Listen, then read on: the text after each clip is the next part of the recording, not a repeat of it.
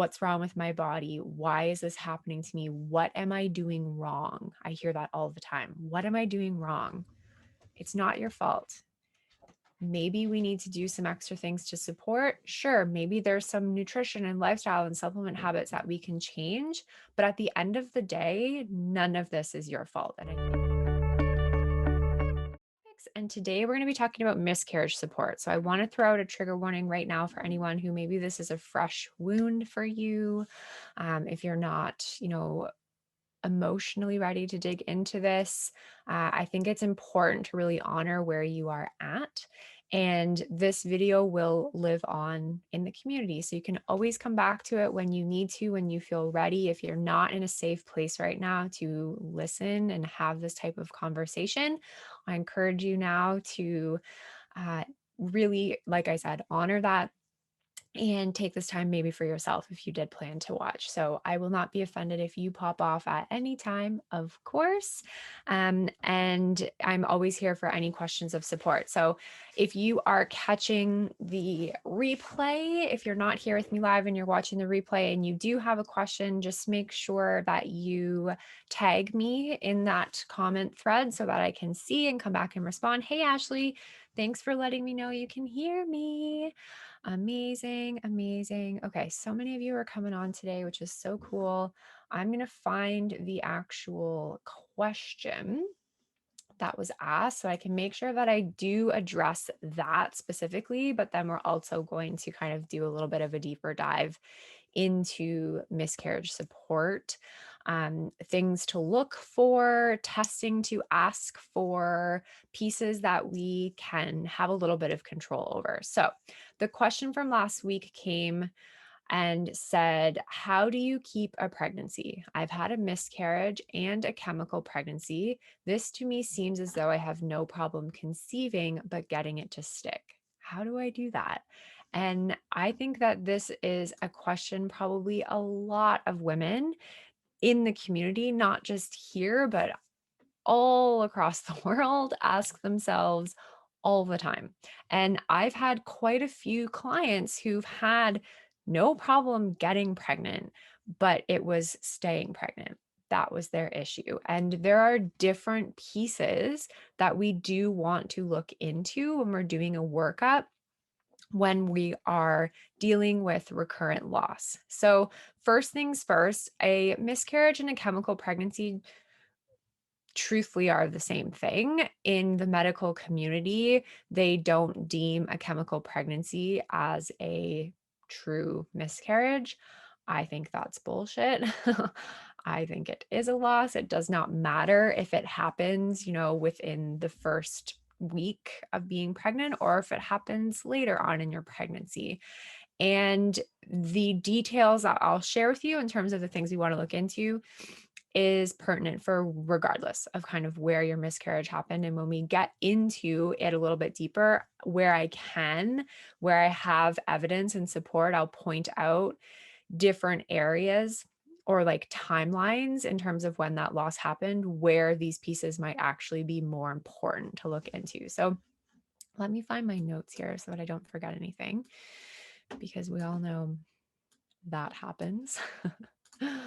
Me and my wonderful brain. So many things in there. Okay, so the first thing that I wanted to say before we really got into it that I think is a really important factor is this is not your fault. If you have had a loss, if you've experienced a miscarriage, a chemical pregnancy, even if you're just dealing with infertility, none of this is your fault. And I think that's a really difficult mindset to kind of wrap your head around. I think it's something, even with the women I've been working with for a while, they still struggle, right? And I think that struggle is never going to really truly go away, but we need to do what we can to release that blame, because it is a really heavy backpack to wear. And time again, I have couples coming in to work with me inside Fertility Confidence Method. And that is a lot of the energy that they're bringing to the table of what's wrong with my body? Why is this happening to me? What am I doing wrong? I hear that all the time. What am I doing wrong? It's not your fault. Maybe we need to do some extra things to support. Sure, maybe there's some nutrition and lifestyle and supplement habits that we can change. But at the end of the day, none of this is your fault. And I think that of anything I'm going to say today, that is what I truly want you to take home from this conversation. And I think it's the most important piece. There are aspects of miscarriage that we have no control over, meaning that yes, they do happen for reasons outside of our control. We cannot get our miscarriage risk down to zero. It is impossible. Genetics is a really big piece of that. There are going to be embryos that form that are genetically not compatible with life. It is insanely unfortunate, and it is simply something that we just have no control over. But there are miscarriage risk factors that we do have control over. So that's what we're going to focus on today. Those pieces that we can do a little bit of extra testing. We can make some changes in our nutrition, our lifestyle. We can add in some supplementation to support your body. And then we can do all the other wonderful pieces of the mindset work and the stress management, et cetera. So I've picked out 1, 2, 3, 4, 5. I picked out about 6 risk factor pieces that I either see commonly or am concerned about commonly with clients of mine in fertility confidence method and in my private practice that I think would be worthwhile to mention. And most of them, if not all, maybe one, are all things we've talked about before in these sessions. So there's a lot of resources living for you inside Be Hormonally Confident.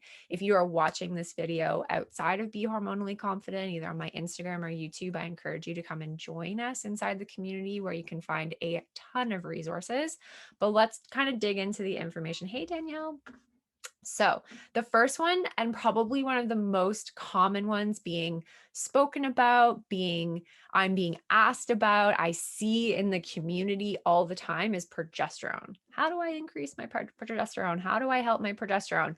It is really common for low progesterone to cause losses in that 4 to 6 week range. So think those chemical pregnancies, those really early losses, the ones that happen like right after you actually find out you're pregnant, before you even have an ultrasound done. And actually, let me take a step back here. Talking about any of these things, it's not a guarantee. So I'm not saying all miscarriages at 4 weeks is because of progesterone by any means, but progesterone is something we want to look into if this is something that is happening once, twice more than that for you. Progesterone, like we've spoken about before, it's made by the corpus luteum. So the corpus luteum is the shell of the egg. So the follicle ruptures, the egg is released, that shell, that follicle forms something called the corpus luteum, which is responsible for making 98% of our progesterone. We make very little amounts of progesterone in our adrenals all cycle long, and we make the majority of our progesterone after ovulation. We can have great progesterone production, but it might not be able to actually sustain and help you actually carry that pregnancy long enough to have the placenta take over. The placenta will take over hormone production between 12 and 17 weeks, and that's when your body no longer needs to really do it. I mean, placenta is a part of your body, so obviously your body's still doing it, but the placenta really takes over, and it's no longer the role of your follicle and all that jazz, and your uterine health and blah blah blah. So we need, all that being said, the biggest piece when we're dealing with progesterone issues is also egg quality. So we get really focused on, what can I take to boost my progesterone? Should I take Vitex? What can I do to improve my progesterone? One of the best things you can do to improve your progesterone is to work on your egg quality, because if your eggs are healthy, your corpus luteum is going to be healthy. Your progesterone production, in theory, should be better. Clearly, it's not that simple for everyone, but every little bit helps. So every little piece we can compound on top of each other in the long run will be helpful. So egg quality, I think, is this, I mean, we're all concerned about it, but it's this sort of topic of conversation that doesn't come up when we're talking about progesterone and when we're talking about miscarriage, but it is a really large factor. We also want to make sure that your body has the building blocks to actually make progesterone. Healthy fats is a big one of that. If you are someone who's trying to avoid fats to lose weight, or you eat a lot of low fat products thinking that's better for you, please stop. You need fat. Your body needs fat to make hormones. Cholesterol is actually the very, very top of the entire hormone cascade, meaning every single one of your hormones, sex hormones, your cortisol, your DHEA, all of them require healthy fat and cholesterol to be produced. If your body is not being supplied with the building blocks that it needs, even if it tries, it's really not going to do a very good job. So that's another important piece. To test, we want to test progesterone in the blood 7 days post ovulation. So day 21 might not be right for you. Day 21 is only accurate for you if you have a 28-day cycle and a 14-day luteal phase. If you have any other variation of that, day 21 isn't going to be the best time. So we want to do it 7 days post ovulation in the blood work. That gives us at least a little bit of an idea of how your progesterone is being built in that luteal phase, that 2-week wait phase. Then the other recommendation that I do see coming out of fertility clinics is when you do get pregnant to actually check your progesterone with your beta HCG. So if your clinic is checking your beta HCG serially, throw progesterone in there. Make sure it's building. If not, get on some progesterone, adjust your dosage if you already are. It might be a total game changer for you.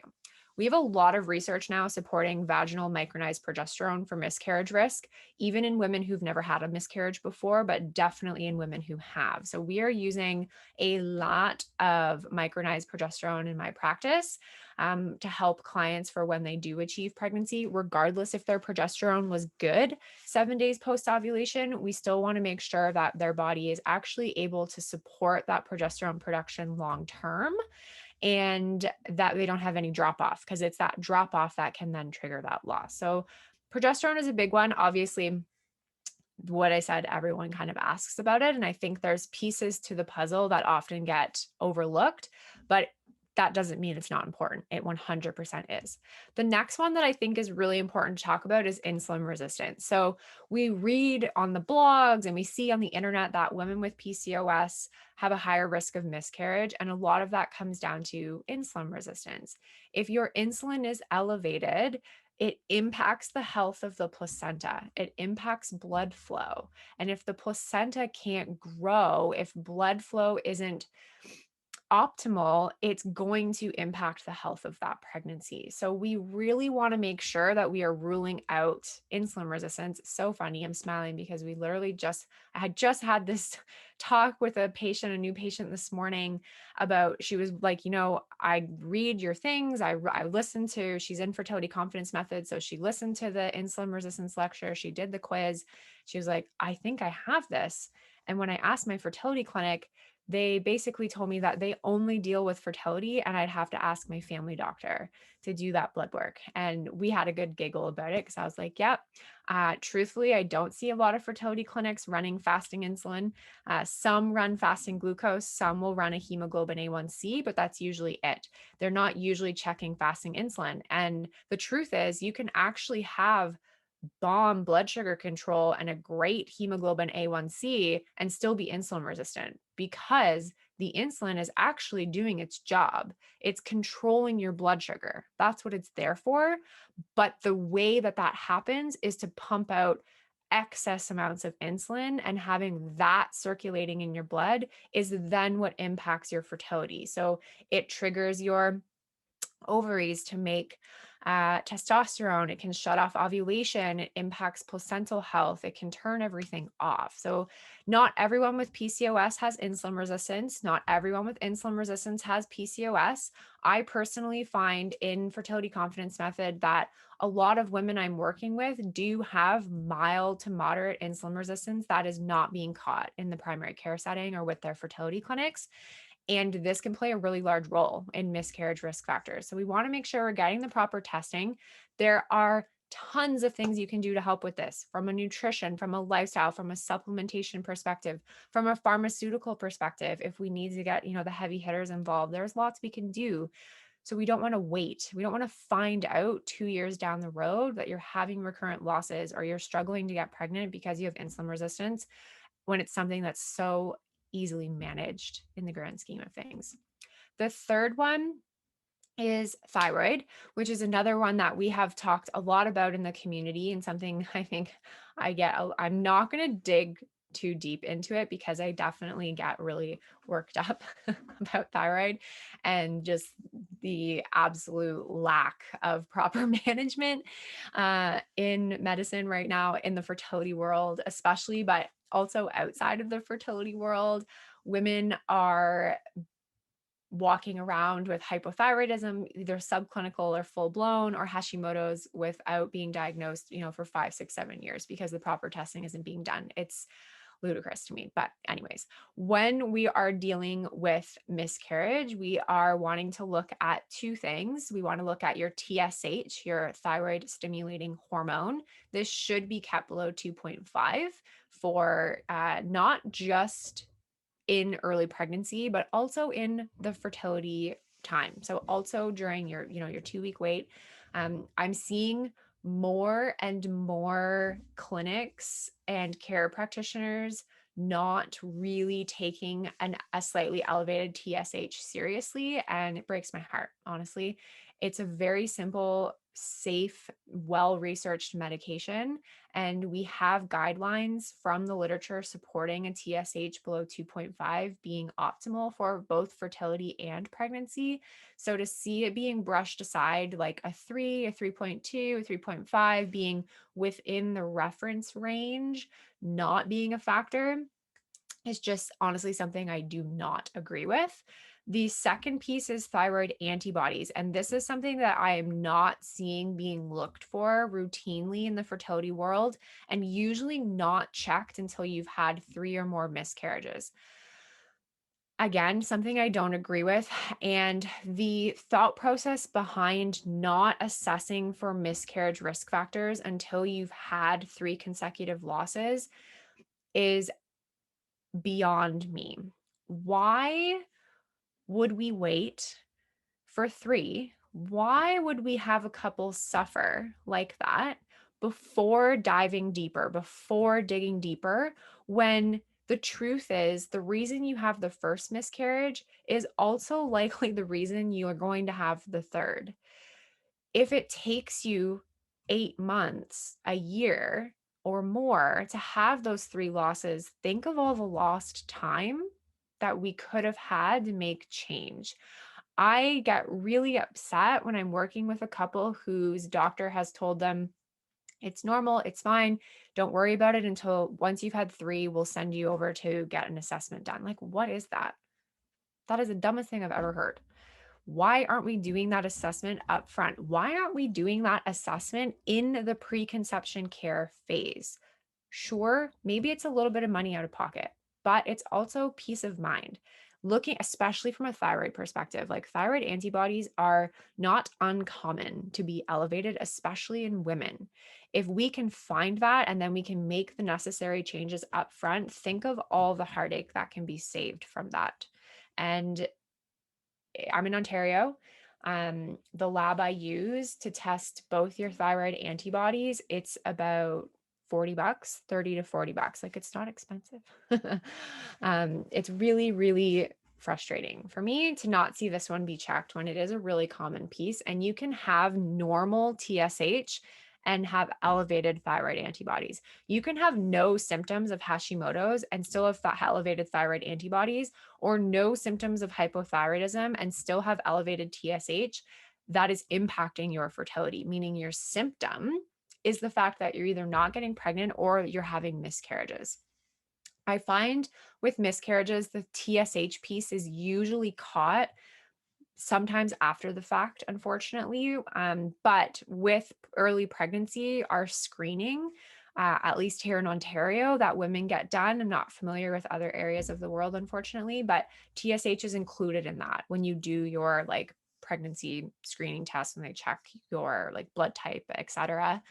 They usually throw TSH on there because they understand in an early pregnancy piece, it makes sense, but we also need to be taking that seriously in that fertility realm as well. And both of those pieces can impact miscarriage risk, and both are things that we can control. So we really want to make sure we're getting, again, that proper testing done. The next one is Oh, sorry, Zoe. What should they be testing for in early pregnancy? Thyroid? I might have missed if you were asking me about thyroid or insulin resistance. Let me know. I'll have a sip of my water.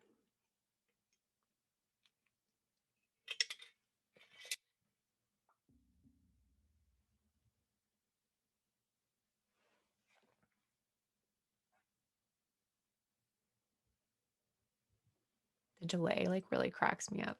It's so long. I feel like I've been sitting here for 8 minutes. I should have probably just kept going, but thyroid. Okay. Yeah, they should 100% be testing thyroid in early pregnancy. So definitely your TSH, but because you've had 3 losses, I would highly recommend a full thyroid panel. So the antibodies I'm talking about, one is called anti-thyroperoxidase, anti-TPO. The other is anti-thyroglobulin. So both of those, plus I'm going to get into autoimmunity as a whole in a second here. That would be another piece that would be really important, is just autoimmunity. I find that that's a really, really common one that's missed, unfortunately. You're welcome. Okay, so the next one is endometriosis. And this one's a little bit different because, again, we're dealing with more of like a physical inflammatory issue versus a hormone issue, but still very, very important. A lot of times women with endometriosis struggle to get pregnant, but it also can impact miscarriage risk as well from a wide variety of factors: inflammation, blood flow, um, estrogen dominance can be a factor. So there's a few different areas. And again, much like the other things we've talked about, it's just not being properly managed in mainstream medicine, honestly, simply because we don't have the best way to figure it out.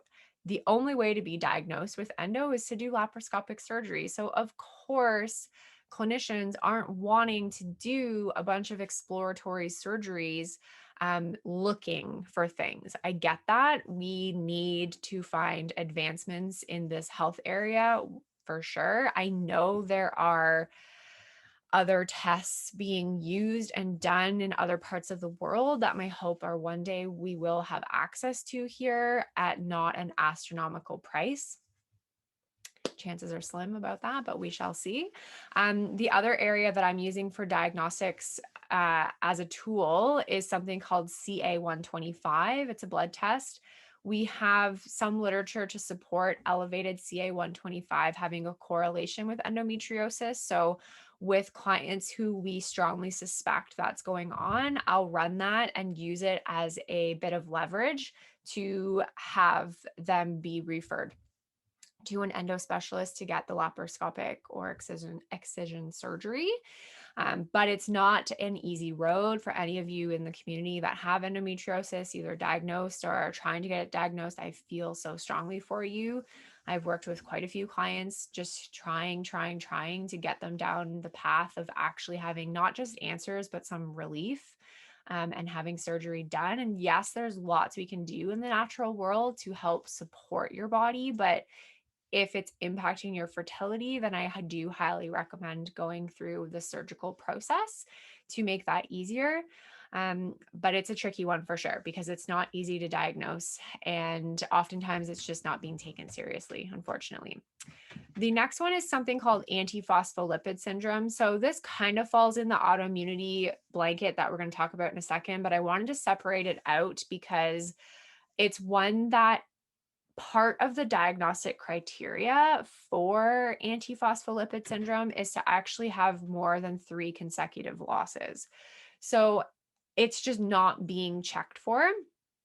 But again, though that's part of the diagnostic criteria, I still do believe that doing the blood work up front makes, not up front as in preconception care time, but like if you've had a loss, doing that blood work right away makes sense. Because if it is antiphospholipid syndrome, we treat. and you don't have to go through the pain of more losses just to figure that out so that you technically meet the criteria. It impacts blood vessel development. So, again, we're dealing with a blood flow issue. And typically, with antiphospholipid syndrome and most autoimmunity, losses are happening a little bit later in the first trimester. So, that's how we can kind of guide testing and treatment is where in that first trimester are the losses occurring. So those later first trimester losses, like 7, 8, 9, 10 weeks, they're usually, not always, but can be autoimmune. Also, genetics typically plays a larger role here.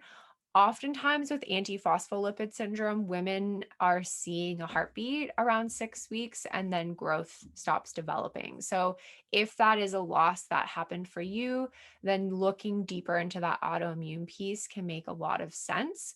And then that last one, let's just get into the autoimmunity because it plays a role in a lot of these pieces. So, we've already mentioned Hashimoto's, which is the autoimmune hypothyroidism.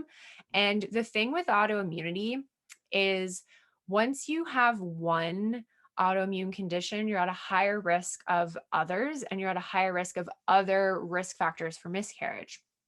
Autoimmunity, unfortunately, is a really not well understood area of medicine. And how I kind of view it is, unfortunately, we don't have the technology to really dig deep enough for a lot of women who are getting that unexplained recurrent loss diagnosis with no true answers coming from it. And my belief is that there is something autoimmune going on.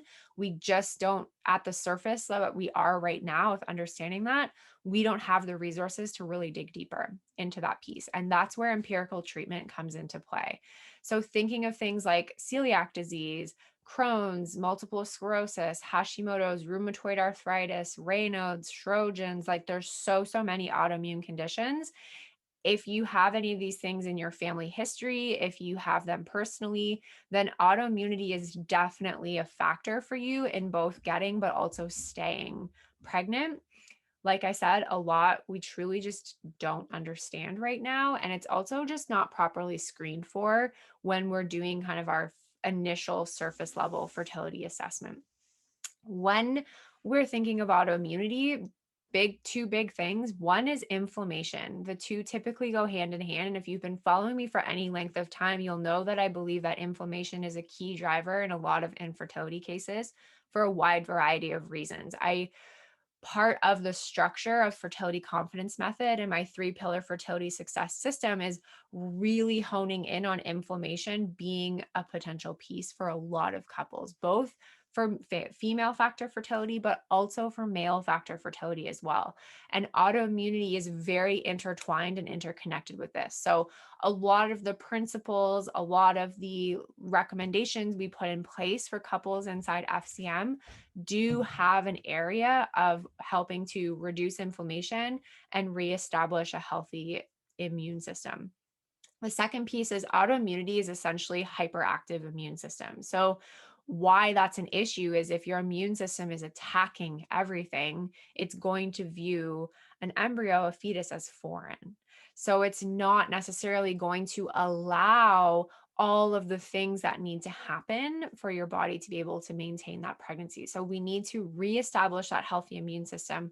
We need to tone down the pieces that are hyperactive and bring it back to equilibrium so that your body isn't constantly in attack mode, in that like fight or flight mode.